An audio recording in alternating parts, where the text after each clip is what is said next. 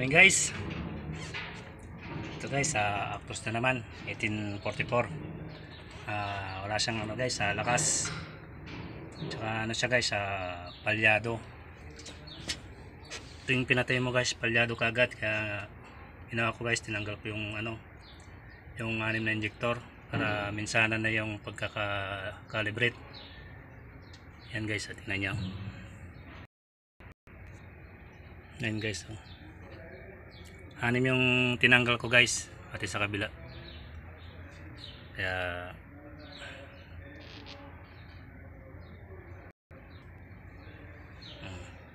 saka ano siya guys, palyado. Kaninang, pero kapon di palyado to guys Pinalitan ko lang ng ano, yung ano niya dyan sa transmission, yung oil seal, pinalitan ko. Tapos yung sa bomba, gawa ng tumatagis yung langis. Binilit ko naman. Ayos naman yung under kapon, kanina umaga, yun na, nag-hard starting na. Nag-lock ko na yung mga injector nya. Nag-lock yung mga injector guys, kinalibrate ko yung mga ano, injector. Bali, 6 lahat yung kinalibrate ko. Lahat sila nag-lock. Ibig sabihin hindi bumubomba. Ano sila? Siyempre, yung pag hindi bumomba guys, magkakahangin yung mga fuel line. Yan, ginawa ko, tinanggal ko yung 6 para minsanan na yung baklas. Kinalibrate ko yung 6. Ayun guys. Tapos ko nang nakalibrate.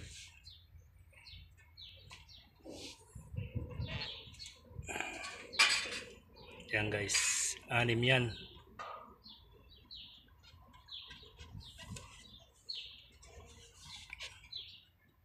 Yung kinalibrate ko guys na fuel injector. Isang dahilan yan guys pag hard starting fuel injector.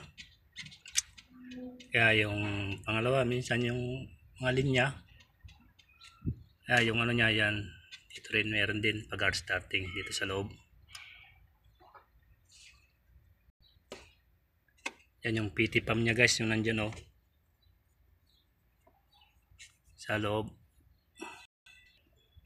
Sa ngayon, tong nakita ko tong ano, yung fuel injector, kaya nag-lock sila lahat.